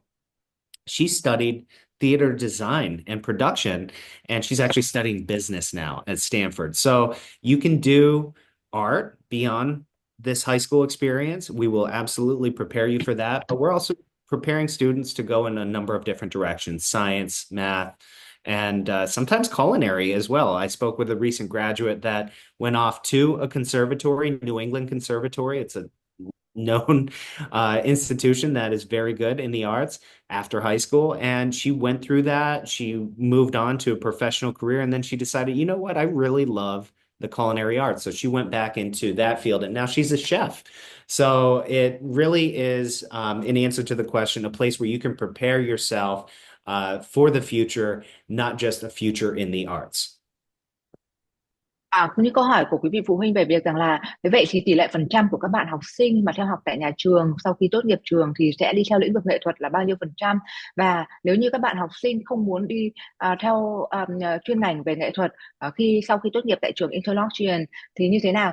Thì như câu trả lời của thầy rằng là nếu như mà các bạn học sinh, phần lớn thì các bạn học sinh của trường sau khi tốt nghiệp tại Interlochen thì sẽ tham gia vào sẽ là major hay là sẽ có cái chuyên ngành ở trong cái lĩnh vực nghệ thuật. Tuy nhiên không phải rằng là chỉ và cũng có rất là nhiều bạn là không theo về chuyên ngành về nghệ thuật liên quan đến nghệ thuật, và cũng có rất nhiều bạn là chuyên ngành nghệ thuật nhưng mà các bạn lại là học hai chuyên ngành mà trong chuyên ngành tiếp có thể là liên quan đến kinh doanh này, và có bạn thì theo học về chuyên ngành liên quan đến là về khoa học về chính trị, hay là có bạn thì học liên quan đến khoa học về kỹ thuật. Như thầy nói là có các bạn học sinh theo học tại trường Harvard trong những năm vừa rồi thì bạn ấy là về trình diễn về nghệ thuật nhưng bạn lại có cả chuyên ngành về business hay là chuyên ngành về kinh doanh, hay là bạn học sinh theo học tốt nghiệp tại nhà trường ở Stanford thì cũng như vậy. Các bạn là vừa ngoài việc rằng là tham gia vào cái lĩnh vực nghệ thuật của các bạn, chuyên ngành của các bạn, nhưng các bạn lại tham gia vào theo học chuyên ngành thứ hai là liên quan đến lĩnh vực về kinh doanh, hay có bạn thì thậm chí rằng là ngoài lĩnh vực nghệ thuật thì còn sau một thời gian thì các bạn đã chuyển thành cái chuyên ngành là trở thành muốn trong cái lĩnh vực về ẩm thực. Cho nên rằng là trường Interlochen là môi trường để có thể tạo ra được cái làm một cái nền tảng để giúp cho các bạn có cái sự chuẩn bị tốt nhất, và đặc biệt nếu như các bạn muốn khám phá cái niềm đam mê của mình, cái sở thích của mình trong lĩnh vực nghệ thuật thì đây là một môi trường vô cùng là tuyệt vời dành cho các bạn. Dạ vâng, không biết là có quý vị phụ huynh hay các bạn học sinh nào còn có câu hỏi dành cho thầy Ken không ạ? Thì quý vị phụ huynh và các bạn học sinh có thể gửi câu chat của mình, hoặc quý vị phụ huynh và các bạn học sinh có thể bật microphone của mình lên là đặt câu hỏi cho thầy. Bởi vì bây giờ thì cũng đã là gần 10 giờ tối rồi và cũng đã là gần 11 giờ sáng tại bên Michigan, nơi mà thầy đang làm việc rồi, và chúng ta cũng sẽ không còn có quá nhiều thời gian, và một lần nữa là có thể nói là cái buổi webinar của chúng ta ngày hôm nay thì cũng kéo dài rất là lâu và có rất là nhiều quý vị phụ huynh và các con đã tham gia trong suốt buổi thuyết trình này của nhà trường. So right now it is 9:40 p.m. In Vietnam. It is almost 11 a.m. your time, and my time is almost 10 a.m. already. It's a very long presentation or webinar today with a lot of great information. So if students and parents have any question right now, they can ask the question before our webinar end today. And if you have a more question after that, AMVNX staff in Hanoi and Ho Chi Minh will be able to support them to answer any question they have. So it's the last chance for anybody to have a last question before we actually end our webinar. And we have like one of the students from the webinar really want to talk to you like after the webinar. So I do not know if you have a time right after this webinar to have to interview the student. I am happy to share my time with this student. So I will hang on after we conclude. All right, great, thank you. Dạ vâng, không biết của quý vị phụ huynh và các bạn học sinh nào có câu hỏi nào dành cho thầy Ken nữa không ạ? Vâng, để có thể nhanh thì quý vị phụ huynh và các bạn học sinh có thể bật microphone của mình lên và đặt câu hỏi trực tiếp cho thầy ạ. Dạ vâng, không biết là vâng, nếu như mà quý vị phụ huynh và các bạn học sinh không còn câu hỏi nào dành cho thầy Ken nữa thì một lần nữa thay mặt tổ chức giáo dục Mỹ AMVNX và thay mặt trường Interlochen, tôi cảm ơn tất cả các quý vị phụ huynh và các em học sinh đã tham gia vào buổi webinar này của AMVNX. Và có thể nói Interlochen không chỉ là một môi trường vô cùng tuyệt vời về học thuật. Oh, another question. How many Vietnamese students right now study on the campus? We have 5 students right now from Vietnam. Hopefully a few more next year. Ok. Và tại thời điểm hiện giờ thì nhà trường có 5 học sinh đang theo học tại 5 học sinh Việt Nam đang theo học tại nhà trường. And which area in the art they are concentrate on? Do you know that? So I know we have a student in acting. I know that we also have a student in that music production engineering program that I talked about. That's only 20 students. I'd have to look at the other ones. Those are the two that I know personally. A few of these kids were here before I started at Interlochen. But I think it goes to say that they are in multiple artistic areas, not just grouped into one area. Ok. Và hiện giờ thì nhà trường có 5 bạn học sinh đang theo học, Việt Nam đang theo học tại nhà trường, và trong đó thì có một bạn học sinh thì tham gia vào việc là kỹ thuật sản xuất về về âm nhạc, đó thì là có nghĩa là về kỹ sư sản xuất về âm nhạc, và có bạn học sinh thì tham gia vào biểu diễn về nhạc kịch tại trường, còn các bạn học sinh khác thì ở các cái lĩnh vực khác nhau nữa. Và như vậy một lần nữa cảm ơn tất cả quý vị phụ huynh và các bạn học sinh đã tham gia vào buổi webinar do AMVNX tổ chức. Và nếu như quý vị phụ huynh và các em học sinh có bất cứ câu hỏi nào dành cho AMVNX, quý vị phụ huynh hãy liên hệ với tổ chức giáo dục Mỹ AMVNX tại Hà Nội và Hồ Chí Minh để giải đáp mọi thắc mắc liên quan đến trường Interlochen và liệu trường Interlochen có là môi trường phù hợp với lại con em của quý vị phụ huynh để theo học trong những năm trung học phổ thông của mình hay không. Một lần nữa cảm ơn tất cả quý vị phụ huynh và các em học sinh ạ. Thank you so much, Ken, for the presentation. And our webinar will be end right now. And the student who really want to talk to you and have an interview with you will wait until the end of the webinar and then have a conversation with you. Great. Thank you, everybody. It's been a pleasure. And please let us know how we can help. Cảm ơn tất cả quý vị phụ huynh và các em học sinh. Đó là niềm vinh dự của tôi có thể để chia sẻ thông tin về trường Interlochen tới mọi người vào ngày hôm nay, và hy vọng rằng tôi có thể trả lời và giải đáp cũng như là hỗ trợ quý vị phụ huynh trong quá trình nộp hồ sơ cho trường Interlochen. Vâng, cảm ơn tất cả các quý vị phụ huynh và các em học sinh một lần nữa ạ.